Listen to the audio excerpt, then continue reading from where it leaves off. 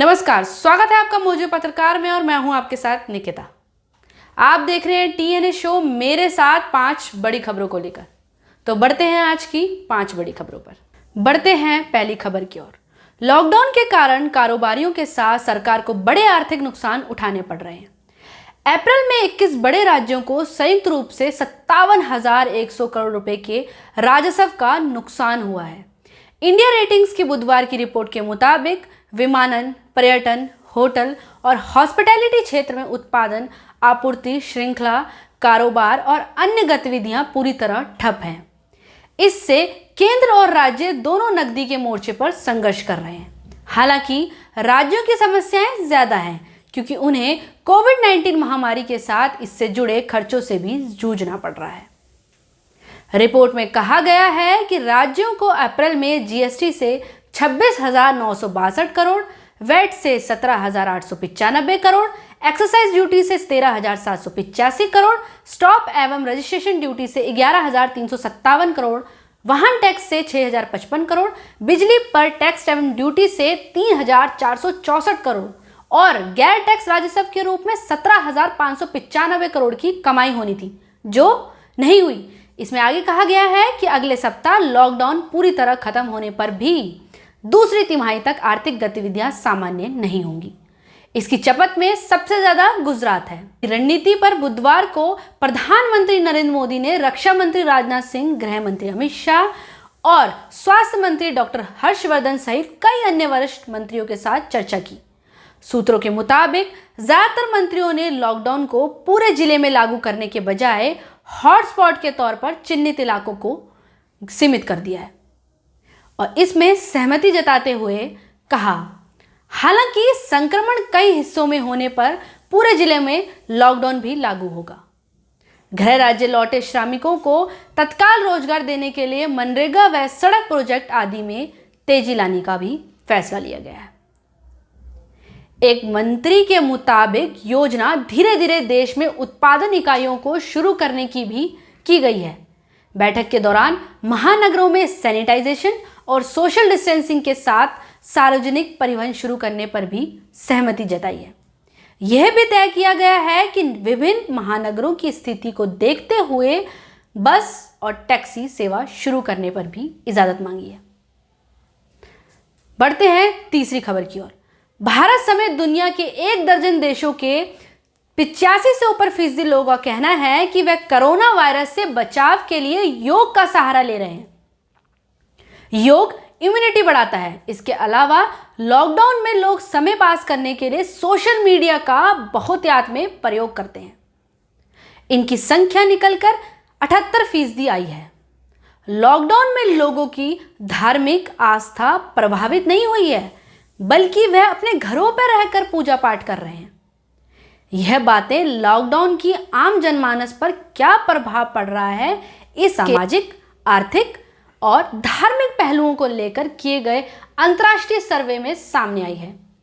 यह सर्वेक्षण पंजाब यूनिवर्सिटी के professor Roshan Lal, professor Anuradha Bhandari, senior research scholar Amit Kumar व पीजीसी कॉलेज सेंटर 11 की डॉक्टर रीतू सेकरी ने ऑनलाइन किया है और सर्वेक्षण 21 अप्रैल से 28 अप्रैल के मध्य चला है। इसमें 30 प्रश्नों के जवाब मांगे गए थे, जिसमें सभी प्रश्नों के उत्तर दिए गए। चौथी खबर, प्रोत्साहन पैकेज की घोषणा के एक दिन बाद वित्त मंत्री ने इसके एक भाग का विवरण प्रेस कॉन्फ्रेंस के द्वारा देश के सामने रखा। वित्त मंत्री ने एमएसएमई को 3 लाख करोड़ रुपए के कोलेटरल फ्री लोन देने, माइक्रो फाइनेंसिंग यूनिट के लिए विशेष लिक्विडिटी स्कीम लॉन्च करने का भी फैसला लिया है। कंपनी कर्मचारियों को ईपीएफ से राहत और इनकम टैक्स रिटर्न से राहत की घोषणाएं कर डाली। हालांकि वित्त मंत्री ने यही नहीं बताया कि इन उपायों के जरिए अर्थव्यवस्था में कितना सुधार हो पाएगा और लॉकडाउन के चलते अर्थव्यवस्था को कितना नुकसान पहुंचा है।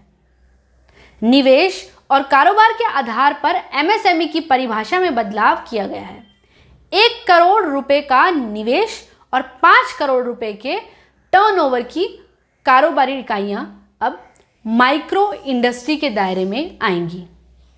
वहीं 50 करोड़ रुपए तक के टर्नओवर वाली इकाइयां लघु उद्योग में आएंगी। इसके अलावा 100 करोड़ रुपए तक के टर्नओवर वाली इकाइयां मध्यम उद्योग में आएंगी।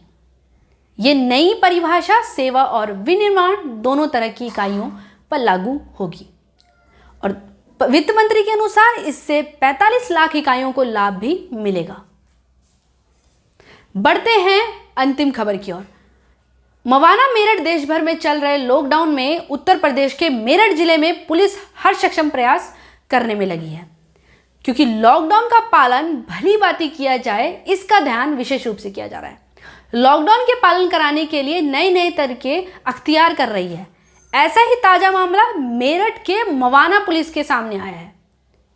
पूरे नगर में लॉकडाउन सुचारू रूप से नियमानुसार चलता रहे, इसके लिए मवाना थाने के प्रभारी राजेंद्र त्यागी ने डिजिटल थाना बना दिया है। जी हाँ, बिल्कुल सही सुना आपने। पूरे नगर को कैमरे की नज़र में रखा जा रहा है और 12 बजे से पहले ही पुरानी जितनी भी दुकानें हैं वो बंद कर दी जाती हैं। थाने के अंदर कंट्रोल रूम बनाकर थाना प्रभारी ने इस बीमारी से लड़ने की एक बड़ी मुहिम शुरू की है।